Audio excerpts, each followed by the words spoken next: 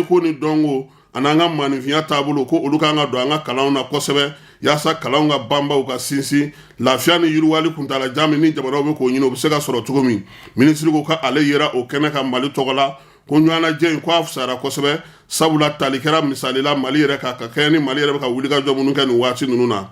ministre de l'éducation k'a b'a da bɛɛ lajɛlen fana tulo kan n'o ye ministriw ye ko ka kɛ ni diɲɛ sariya sunbaw kow ye ani ka kɛ ni Mali gouvernement yɛrɛ ka ko taabolo ye ani Union africaine ale ye lajɛ min kɛ san 2016 ka kɛ ni balo o ka don kalanyɔrɔw la kalandenw ka se ka sinsin ka to u sigiyɔrɔw la ko o baaraw bɛ sen na ko yaasa denmisɛnw u ka se ka kalan kɛ basigi ni lafiya kɔnɔna na farafinna kelenya tɔnba ko ale ye don dɔ ta n'o o ye ɲinansan ye ko k'a sigi sen kan ko yaasa min ye balo ye o ka se ka sɔrɔ ekɔlisow kɔnɔna na k'o de hukumu kɔnɔna na sa olu kɔni bɛ ka labɛn kɛ labɛn min ye ɲinanta ye a bɛ se ka sigi sen kelen kan cogo min na ka kɛ ka ɲɛ u y'a yira k'a fɔ ko min ye marisi kalo tile fɔlɔ ko don in kan ka ɲɛnɛmaya o tɛ kantine scolaire ye sa wa ko ka olu don ba la u ko n'i y'o don ba la ko yɔrɔ minnu na denmisɛnninw bɛ yen n'u bɛ taa so kuma bɛɛ u bɛ to yɔli la dumuni t'u bolo u bɛ tila ka segin ka na ko min ye kantine ko in ye ko o b'o fisaya kosɛbɛ u ko ɲinanta Mali Burkina ani Niger olu ka tabiya n'u ka taabolo ko ka se ka kantine ninnu sigi sen kan ko baara min nana tali kɛ o la marisi kalo tile fɔlɔ o tɛ sini ye ko wa ko n'i ye kantine ko in ta k'a jateminɛ cɛncɛn fo ka jamanaw k'olu de kɔni kun sɛgɛnnen don a la kosɛbɛ ko an ka jamana kɔnɔna bi ko n'i y'a ta k'a jateminɛ k'i b'a ye k'a fɔ ko min ye kantine scolaire ye ko 2656 o de sigilen don an ka jamana kɔnɔ k'a sɔrɔ min ye fɛɛrɛ tigɛ minnu kɛlen don ka sigi sen kan o ka ca kosɛbɛ yaasa kantine bɛ se ka ba sɔrɔ cogo min wa ko min ye gɛlɛyaba fanbaw ye fana ko bɛ tali kɛ musolakaw la k'olu yɔrɔ ka balo ko ka kuma tɛ école publique ale ni école-so ninnu ma ko tile kelen n'o o bɛna ta marisi kalo tile fɔlɔ k'u bɛna taa a ɲɔgɔn ye 9nan ko o kan ka taa kɛ Guanankaw fɛ yen Kalabankɔrɔ minisiri min bɛ farikolo ɲɛnajɛ ko kunna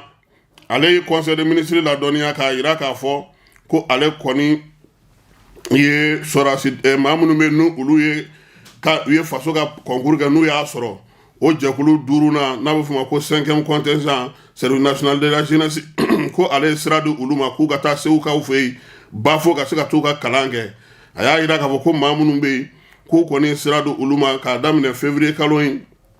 tile 26 k'u ye sira d'u ma k'u ka taa bafokaw fɛ yen u ka se ka taa kalan kɛ maa 792 o de b'a la musolaka o ye 94 ye minisiri a ye conseil de ministre fana ladɔnniya k'a jira k'a fɔ ko min ye service minnu bɛ yen n'a bɛ f'o ma sɔrɔdasi minnu bɛ yen n'olu bilalen don kɛrɛfɛ ni faso mago bɛ se ka s'u ma k'u bɛna don kɛrɛnkɛrɛnnen sigi olu tɔgɔ la n'a bɛ f'o ma ko réserviste marisi kalo tile fɔlɔ ka taa bila tile 8 na k'u bɛna o réserviste olu ka tɔgɔ la don ko o dɔgɔkun ko k'o sigi Bamakɔ kɔnɔna na a y'a jira k'a fɔ ko ale ni amical min bɛ yen n'o o ye SNC mɔgɔkɔrɔw ye ko ale n'olu de bɛna baara in kɛ ko baara in kɛ kun ye min ye fasoden ɲumanya hakili ɲumanya faso kanu ale ni faso miiri ni faso baarakɛcogo ko k'o dulon don maaw la kosɛbɛ minisiri y'a jira k'a fɔ ko dɔgɔkun in ko a na kɛ sababu ye min ye Mali sɔrɔdasi minnu bɛ yen ani maa minnu bɛ yen n'olu ye sɔrɔdasiya baara kɛ n'u tɛ sɔrɔdasi ma ka se ka olu da dɔn dɔgɔkun kelen in fana kɔnɔna na fana k'u bɛna n'a lajɛ ka baaraw sigi sen kan baara minnu bɛna n'a to réserviste ninnu bɛ se ka dɔn ko min ye centre international de Bamako ye ko lajɛ in k'a kan ka kɛ o kɔnɔna na ministre des sports a ye laseli kɛ ka ɲɛsin conseil des ministres ma ko a bɛna jɛrɛ sigi sen kan a bɛ fɔ o ma ko symposium national sur le football malien k'a bɛ kɛ Bamakɔ yan marisi kalo tile 5 ka taa bila tile 7 la k'a bɛ kɛ centre d'entraînement sportif d'élite la Kabalakaw olu fɛ yen ko n'i ye jateminɛ kɛ kabini san 1960 san amara ko Mali balontan kɔni ko a bɛ gɛlɛya kɔnɔna na ko min ye farafinna ŋanaw ka kɛnɛw ko n'i y'a jateminɛ ko anw kɔni tun bɛ se ka sebaw sɔrɔ ko nin waati laban in na ko jamana bɛ ka se sugu bɛɛ lajɛlen kɛ farikolo ɲɛnajɛkɛlaw ye n'o ye ndolancilaw ye kuma tɛ aigliw ko ka se k'u ka baaraw kɛ cogo ɲɛ ko symposium min bɛna sigi sen kan ko yaasa ka se ka hakili jagabɔ kɛ hakili jagabɔ b'a dɔn k'a fɔ gɛlɛyaba minnu bɛ an ka farikolo ɲɛnajɛ la n'o ye balontanko ye ka se ka fura sɔrɔ o la ka miirina kuraw ta miirina kura minnu bɛna n'a to baara tacogo ɲuman bɛ se ka kɛ cogo min na aigliw ka se ka se sɔrɔ yɔrɔ caman ko symposium in maa minnu welelen don a kɛlɛ ka sa o ye jamana yɛrɛ ka calatigɛ jɛkulu ye n'o ye institution ye ministre so minnu sigilen an ka jamana kɔnɔ farikolo ɲɛnajɛ a taabolo bɛɛ lajɛlen n'a bɛ fɔ o ma ko mouvement sportif k'olu bɛɛ lajɛlen bɛ ye fédération malienne de football kunnafonidila minnu bɛ kunnafoni di balontan ko kan ko olu bɛ ye a kɛnɛ kan ministre des sports kɔrɔw ko olu welelen don a kɛnɛ kan ka taa se mali la maa minnu ye balontan kɛ n'o ye balontanna kɔrɔw entraîneur ka tɔn ko ninnu bɛɛ lajɛlen de welelen don symposium min sa ko n'a kɔni sigira sen kan ka jaabi min di ko bɛna ta ka di fédération malienne de football ma ani encadrement technique k'u ka baara kɛ n'o ye amara ye nin ma ɲi u ka nin yɔrɔ in falen nka comme conseil de ministre don an bɛ continuer n'an ka conseil de ministre ye amara an kana falen don kuma na ministre min bɛ muso du denbaya kunna ale ye kunnafonidikɛ ka kɛ ni a ye baara minnu kɛ nin waati laban in na a ko ko min ye février kalo tile 19 ka taa se a tile 21 ma k'olu tun bɛ cadikaw ka faaba kɔnɔna na Njamena u ka baara kɛkun kun ye min ye o ye musow du denbaya ni denmisɛnninw olu ka jɔyɔrɔ bɛ se ka kɛ cogo min na farafinna kɔnɔna na ka kɛɲɛ ni bɛɛ lajɛlen ye kuma tɛ u ni cɛw bɛ se ka damakɛnya cogo min na musow ni cɛw Mali ko ale yera o kɛnɛ kan ko lajɛ in ye tali kɛ k'a kɛra sababu ye maaw ka se ka da don kuma la kuma minnu bɛ se ka nafa ɲɛ cogo min na a y'a yira fana k'a fɔ ko a ka baara taabolo la plan d'action min bɛ yen n'u b'a fɔ o ma ko 1325 ni diɲɛ seleke 4 yɛrɛ tɔnba y'o ta yaasa ka se ka musow du denmisɛnninw k'olu bɛɛ lajɛlen ni maaw damakɛnya cogo min na u sen ka don kumaɲɔgɔnyaw la jamanaw kɔnɔna na ko o lajɛ dɔ fana ko u taar'o fana kɛnɛ kan o lajɛ in ko o walola mun na o baaraw ko kɛcogo fana ko a y'o dantigɛ minisiriw ye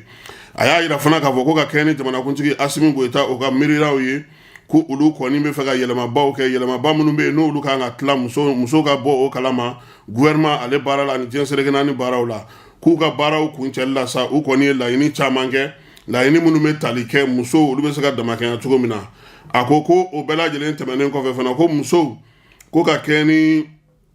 kalatako ta nasira ye k'u ye jɛrɛ kɛ jamana in kɔnɔna na yan kalo in tile 8 février kalo tile 8 k'u ye jɛrɛ kɛ ka kɛ ni musow bɛ se k'u jɔyɔrɔ fi cogo min na kalatako la ministre de l'administration territoriale ko o tun b'u kɛrɛfɛ baara ninnu na ale ni CNT maaw ka taa se gouvernement maaw ma ale ni politique mɔgɔw ni Bamakokaw fasodenw ka tɔnjɛkulu k'olu bɛɛ lajɛlen yera ko in kɛnɛ kan kuma tɛ musolakaw k'olu caman tun bɛ a kɛnɛ kan ko baara in kɔni kɛra sababu ɲuman ye sababu min y'a to musow hakilina ye min ye ko wa k'u ka baara sa n'o u y'o kɛ sɛbɛn ye k'o bɛn san 2024 ka taa se san 2026 ma k'o sɛbɛn k'u y'o di ministre de l'administration territoriale ma ni ale ni jamanakuntigi ko o kɔni baaraw ko o b'o olu bolo ko n'i y'a ko ta k'a lajɛ sa ko o kɔni bɛ tali kɛ min na o ye musow olu ka yɛlɛma bɛ se ka don cogo min na faso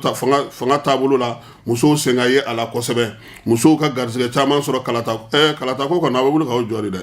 garisɛgɛ caman t'o ɲini o la koyi ko wa fana ko musow u jɔyɔrɔ ka bonya kosɛbɛ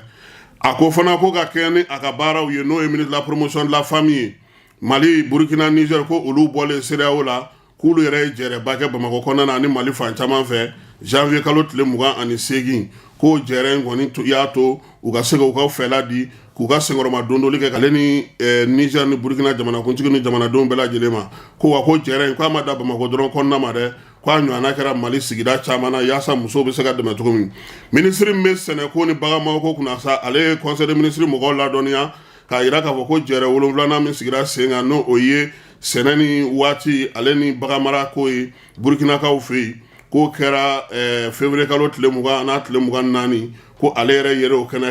o kɛnɛ kan sa ko o salonba in kɔni ko y'a to u sera ka se ka hakili yɛlɛma kɛ min ye salon in ta ko 7 in ye ko a baara bɛɛ lajɛlen tun bɛ tali kɛ lakana ko ka ɲɛsin baganmara ale ni sɛnɛ ni cikɛ ma an ka jamanaw kɔnɔna na k'u y'a yira fana k'a fɔ ko n'Ala sɔnna a ma ko Mali a ko Mali ko o de tun ye jamana welele kɛrɛnkɛrɛnna o kɛnɛ kan ministre min bɛ kɛnɛya ko kunna ale y'a yira k'a fɔ ko nin waati in na ko min ye bana min ye n'a bɛ fɔ o ma ko dengue ko bana kɔni ko o bɛ ka caya kosɛbɛ ko mɛ ko coronavirus ko kɔni bɛ ka dɔgɔya kosɛbɛ jamanakuntigi y'a ɲini ministrew bɛɛ lajɛlen fɛ sa k'u ka fɛɛrɛ ni dabali tigɛ yaasa min ye bana in ye a kana taa yɔrɔ jan kunbɛli baara k'olu ka se ka kɛ maaw ka masques don ka se ka u yɛrɛ tanga conseil des ministres kunu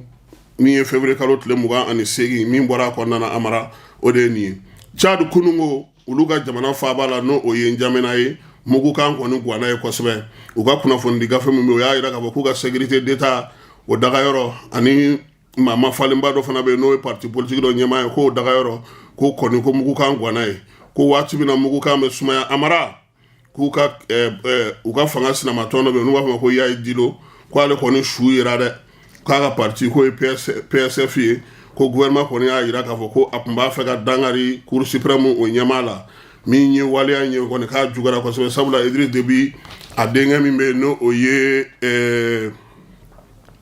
n'o ye Sale Déby ale fana ye général ye k'u bɛ k'o ɲini nin waati in na a kununsuralama kɔni a guwanna kosɛbɛ Togo Tchadikaw fɛ yen nka n'Ala sɔnna ma u ka gouvernement kuma waati min na an bɛ ka don u tun bɛ ka communiqué dɔ labɛn n'an y'o sɔrɔ tile kɔnɔna na nɛgɛ kanɲɛ 18 waati an nana o da mɔgɔw tulo kan maaw tulo u garisɛgɛ kɛra min ye nin waati in na Amara o de ye nin ye an b'a fɔ yen fana ko ka an bɛn nɛgɛ kanɲɛ 18 su in na fana n'Ala sɔnna ma débat politique kɛnɛ an na o sigi Jani.ml FM ale sanfɛ Ala ka tile hɛrɛ caya.